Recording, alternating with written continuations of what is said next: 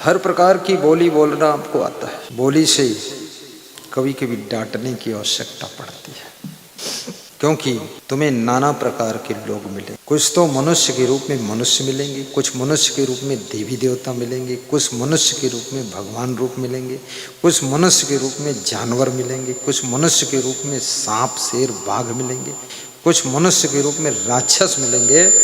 इसलिए उनको कभी कभी डांटना भी पड़ता है। और जो देव तुल्य लोग मिलते हैं उनसे बहुत विनम्र होकर बोलना पड़ता है। कहाँ किससे कब क्या कैसे बोलना है, किस में नमक डालना है, किस में चीनी डालना है, ये कितनी तादाद में डालना है, ये समझना बोलना। किसी गांव का एक प्रधान राजा साहेब के भवन के उद्घाटन में गया। भवन का उद्घाटन खुशियों का समागम होता है, शादी का कार्यक्रम, हर्षोल्लास का कार्यक्रम। वहां पर तुम मुंह लटका कर बैठो तो गलत असर पड़ेगा। कोई अंत्येष्टि का कार्यक्रम दुख का कार्यक्रम है, वहां कृपया थोड़ा सीरियस रहिए, गंभीर रहिए। तो जो गांव का प्रधान था वो गया, और प्रधान बहुत मुंह लटका के बैठा था। राजा साहब की नजर उस पे पड़ी। राजा साहब ने पूछा, प्रधान जी बड़े सुस्त बैठे हो, क्या है? प्रधान होना कोई बुद्धिमानी का काम नहीं है, और प्रधान चुनाव न जीत पाना कोई बुद्धूपने का काम नहीं। जितना तुम बवंडरी होगे उतना प्रधानिक चुनाव जीत सकते हो। एक सरपंच कह रहा था, बहुत दुखी हूं मैं, छत्तीसगढ़ में प्रधान को सरपंच बोलते। बोले मेरे आंखों के सामने 50 बकरा घूम रहे हैं। मैंने बकरा? बोले सरपंच के चुनाव में बकरा कटवाना पड़ा, मैं बहुत ग्लानि से भर गया, ये पाप से कैसे छुट्टी मिलेगी? हमने कहा पाप तो हो ही गया है, अब पुण्य करो। बोले पुण्य क्या करूं? हमने कहा स्वयं बकरा खाना छोड़ो और सत्संग कराओ, हजारों लोगों को बकरा छुड़वाओ, दारू छुड़वाओ। बोले दारू भी बहुत बांटना पड़ा गुरुजी। तो हमने कहा अच्छा हुआ जो मैं तेरा गुरु नहीं बना, मैं मेरे को भी डुबा देता था। कंठी पीछे करता। कितने लोग ऐसे हैं जब ध्यान लगाते तो कंठी आगे कर लेते, और जब कुछ गड़बड़ करते माला पीछे पीठ पर कर लेते। और ये भी कहते भगवान तू नजर रखना मैं क्या कर रहा हूं। भगवान भी वहां से भागता है कि नालायक सबको ठगता घूम रहा है, भगवान इसमें कहां घुस जाएगा। कंठी का भी महत्व समझो। ये माला जो गुरु पहनाता है, गले की माला, ये साधु भेष जो गुरु के हाथों से मिलता है, इस भेष का भी सम्मान रखिए। सबका भेष है अपना अपना। पुलिस का भेष उनकी ड्रेस खाकी ड्रेस, स्त्रियों का भेष उनका साड़ी भेष। मैंने एक बार देखा अमीनाबाद में 2-3 स्त्रियां लंगोट पहनकर घूम रही थी। आज की 20 साल लंगोट मतलब जांघों से कपड़ा पहना था, और उम्र उनकी 45 साल। हमने कहा साक्षात कलयुग आ गया है, ये तो नंग धड़ंग हो गई, अब क्या होगा। लेकिन तब से फिर हमने वो ड्रेस नहीं देखा किसी की। याद रखना, अपने शरीर की मर्यादाओं को ढकने के लिए ही वस्त्र होता है, आप पुरुष हो चाहे नारी हो। दूसरों को अनावश्यक आकर्षित करने का भी प्रयत्न छोड़ दीजिए। आकर्षित ही करना है तो भगवान को आकर्षित करो। अपने भक्ति और सद्बुद्धि और सेवा उपासना से, जैसे सेवरी ने भगवान को खींच लिया था अपनी कुटिया पर बेर खिलाए थे, ऐसी अपनी कुटिया पर महान पुरुष भगवत पुरुष को खींच लो। और उनको थोड़ा सा सेव फल खिला दो, बेर और मत खिलाना। ऐसा ये आकर्षण। तो प्रधान से पूछा राजा ने कि तू उदास क्यों है? उसने कहा मैं इसलिए उदास हूँ, ये जो आपका राजमहल है ये तो अच्छा है, लेकिन इसका जो मेन गेट है वो थोड़ा छोटा है। तो बोले छोटा है, तू तो निकल गए, तेरे क्या टेंशन? तो बोले टेंशन ये है कि जब आपकी मृत्यु होगी और 4 लोग आपकी अर्थी लेकर निकलेंगे तो एक गेट में निकल नहीं पाएगा, ये गेट तोड़ना पड़ेगा फिर उस समय। वो चिंता है। दूरदृष्टि वाला आदमी हूँ मैं प्रधान हूँ, साधारण नहीं हूँ, मेरी दूरदृष्टि। राजा को गुस्सा आ गई कि मूर्ख, अरे यहां मरने की बात करने की क्या जरूरत है? राजा ने आदेश दिया इसको जेल में डालो। ये कहां कार्यक्रम में शामिल हो गया? किसी के कार्यक्रम के बीच में प्रवेश हुई तो थोड़ा वहां कुछ ऐसी एक्टिविटी कीजिए जिससे उत्साह बढ़े लोगों का। किसी के शादी कार्यक्रम में जाइए, वहां भी खुश होइए कि अरे आपका मंडप बहुत अच्छा है, बड़ी सुंदर व्यवस्था है, खाने पीने का प्रबंध अच्छा, मैं सब चेक करके आया। खाओ भले ही एक ही गुलाब जामुन, लेकिन फेंको ना प्रभु। हर चीज पैसे से आती है। और किसी बेटी के बाप के दिल के ऊपर हाथ धर के पूछो कितना कर्ज लद गए शादी में। मेरे से कितनी बेटियों के बाप बोल रहे थे 2 लाख रुपया है और 10 लाख का खर्चा है शादी में, क्या करें गुरुजी? हमने कहा आंखें मूंद के ध्यान करो और दिन भर आंखें खोल काम करो। बोले काम खूब करते, पैसा बचता ही नहीं। हमने कहा धैर्य रखो। ऐसी शादी मिली कि लड़के का बाप बोला कि हम पैसा लेंगे ही नहीं। तो उसका फोन आया, बोला लड़की को पसंद कर लिया है और पैसा कहता लेंगे नहीं। तो हमने कहा जल्दी विवाह कर दो। बोले पंडित को बुलाकर लगन मुहूर्त निकलवा। हमने कहा मुहूर्त कुछ नहीं, 1 ही महीने में निपटाई दो, ने मन बदल जाए। तो मुहूर्त ढूंढते, भोजन खाने कोई मुहूर्त है? खाई लो नहीं, माछी गिर जाए, थाली धरी। तो शुभ कार्य का मुहूर्त तो शुभ कार्य ही मुहूर्त है, उसमें और क्या मुहूर्त ढूंढना है? तो कर दिया उसने, बेटी सुखी। गुरु का आशीर्वाद भी कभी कभी काम कर जाता है।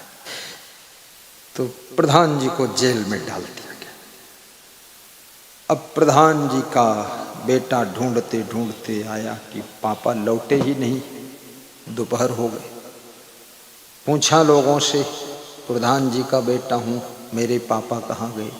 बोले तेरे पापा ने बहुत पाप किया तो पापी लोग जेल में गए। क्या पाप? बोले तेरा बाप करे पाप, भोगे आप, ढूंढे तू, जा। क्या बोले? बोले उसने कहा ये जब तुम मरोगे राजा साहब तो ये गेट तोड़ना पड़ेगा। तो राजा नाराज हो गए, डाल दिया जेल में। अच्छा, अरे मेरे पापा को तो घर में भी बोलने की अकल नहीं, तो यहाँ भी गलत बोल दिया, मैं समझा दूँगा। राजा साहब से मिला, बोला राजा साहब नमस्कार, मेरे पापा को जेल से बाहर छोड़ दीजिए, क्योंकि मेरे पापा ने गलत बोला कि आपकी मृत्यु होगी तो अर्थी निकलेगी, गेट तोड़ना पड़ेगा। गेट कम चौड़ा है, छोटा है, उसको तोड़ने की जरूरत नहीं है। आपका ये शरीर है ना, जब मर जाएगा ये तो मिट्टी हो जाएगा, इसके टुकड़े करके बाहर निकाल लेंगे। अरे प्रधान का बेटा, उसका बाप निकला, बाप का बाप। राजा ने कहा मेरे शरीर के टुकड़े जो बात करना ही नहीं चाहिए उसी बात को बार बार कर रहे हैं। उसको भी जेल पहुंचा दिया। तो प्रधान की पत्नी प्रधानिन जब शाम तक बाप बेटे दोनों नहीं लौटे तो प्रधानिन वहां से चली। ज्यादातर 80% प्रधान मूर्ख ही होते, बस लूट घसोट बदतमीजी काम करते रहते, चुट्टा कहीं का।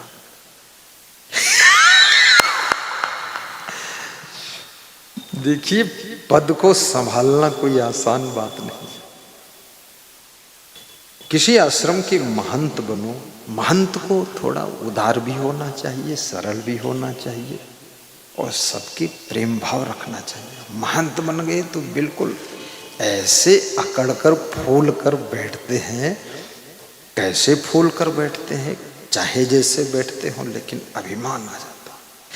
एक महंत हमको मिला, मैं छत्तीसगढ़ प्रदेश से आ रहा था, तो उसके पास मिनी बस थी, उस पर लिखा हुआ था कुछ धर्म रथ या के पता नहीं क्या। तो मैं देखा तो मेरे पास भी मिनी बस थी, तो मेरा पहचान तो था नहीं, पर मैं कोई साधु संत मिल जाता तो दर्शन परसन कर लेता। रोक दिया गाड़ी और उससे मिला, उसकी बस में घुसा मैं।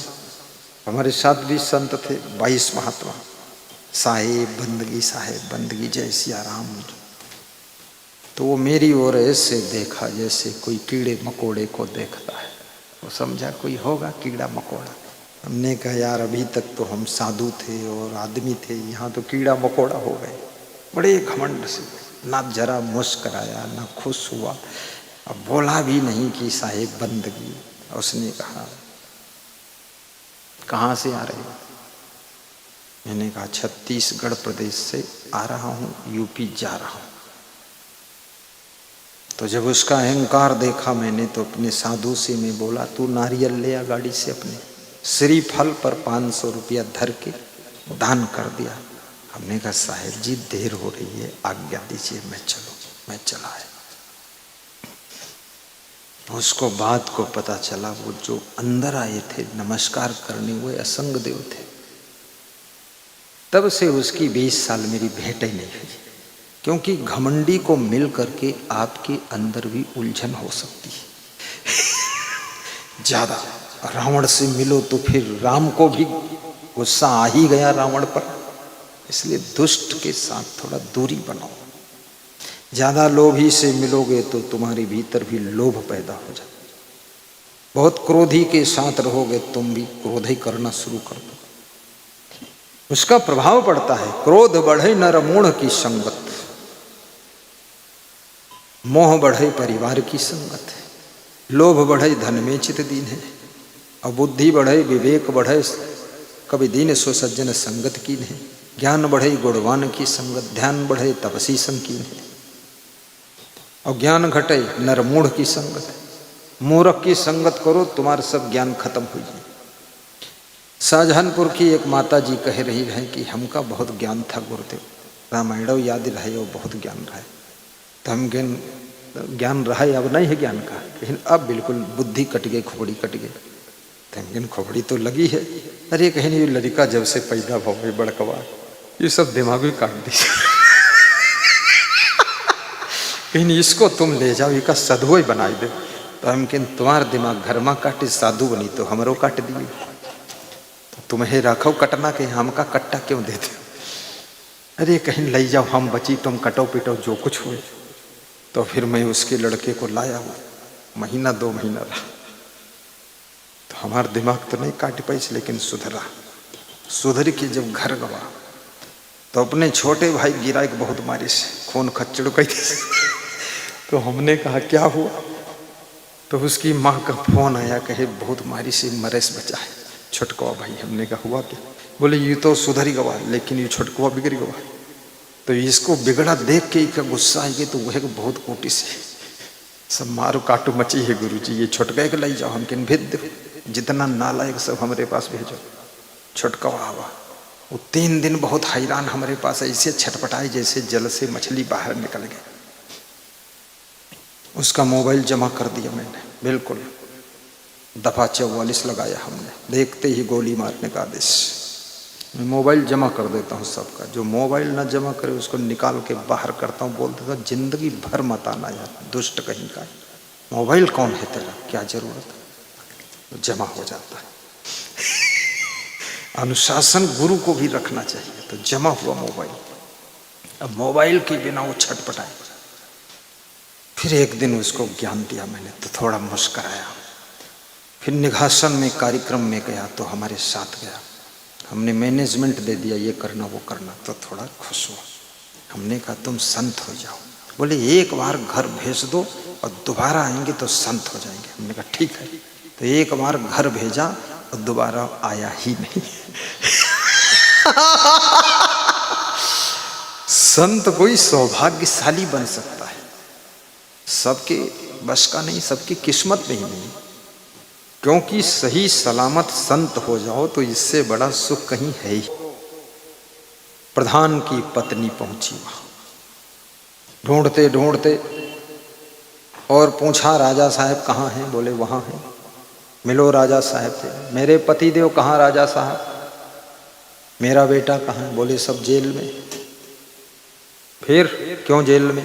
बोले तुम्हारे पति ने ऐसा ऐसा बोला कि जब आप मरोगे राजा साहब तो गेट छोटा है, गेट तोड़ना पड़ेगा। बेटा आया, उसने कहा गेट तोड़ने की क्या जरूरत है, आपका शरीर तो मिट्टी हो जाएगा, उसके 2-4 टुकड़े करके निकाल लेंगे। तो प्रधान की पत्नी वो तो उसी मॉडल की थी। कई लोग घर भर वो एक ही मॉडल होते। हाँ, पूरा घर। राजस्थान में एक एसपी साहब बड़े भक्त थे, आए तो हमने एसपी साहब लड़कों को लाए? आप? बोले ले आए हम। तो हमने कहा कहाँ हैं लड़के? बोले सब हैं। बोले सब लड़का बिगड़ गए गुरुजी। तो हमने कहा कैसे बिगड़े? तो उनको गुस्सा आई गई अपनी पत्नी पर, और उनका कम से कम हमारे सामने 50 गाली देनी कहनी या चुड़ैल जो न बैठे। हम तो एसपी हम गुरुदेव जिला संभारी तो नहीं या का रहा या घर हम रहे लड़कन के संभारी नहीं पैसे, सब बिगड़ गए, दरुहा फरुहा हो गए, पढ़ी न अच्छा होगा नहीं, बड़ा दुखी जीवन। और भाई लोग रहे वह ठग निकले, हमका बहुत ठगी। हम रहन तो पुलिस में है लेकिन देवते तना रहन तो हम सब तनस ठगाई गए। अब हमने कहा आप गाली मत दो वाइफ को, क्योंकि गाली देने से भाग्य और बिगड़ेगा। अब जो हुआ सो हुआ। ये लड़कों को थोड़ा हमारे सानिध्य में रखो। वास्तव में अगर कोई खेल बिगड़ गया है तो अब संतोष कर लो, अब फिर लड़ाई मत करो आपस में। तो वो प्रधान की पत्नी ने जो कहा वो बात सुनने लायक है, लेकिन बड़ी दुखद बात कहा। उसने कहा राजा साहब मेरे पति को तो घर में बोलना नहीं आता है और न बेटे को बोलना आता है, दोनों आपस में टकराते रहते हैं। मैं बता दूं ना, आपकी जब मृत्यु होगी तो इतना बड़ा आपका आंगन है, इसी में दफन कर दो, बाहर निकालने की जरूरत ही नहीं। राजा साहब का गुस्सा आसमान पर चढ़ गया। बोले ये तो उससे भी दया दुष्ट खतरनाक है, मेरे को ये राजमहल है कि शमशान महल? बोलती इसी में दफन कर दो। अरे भाई मेरी मौत की बात करने की जरूरत क्या है, इसको बात ही मत करो, ये बात खत्म क्यों नहीं करते? उसको भी जेल में डाल दिया गया। याद रखना, बोली तो अनमोल है जो कोई बोले जाने, हे तराजू तौल के तब मुख बाहर आने।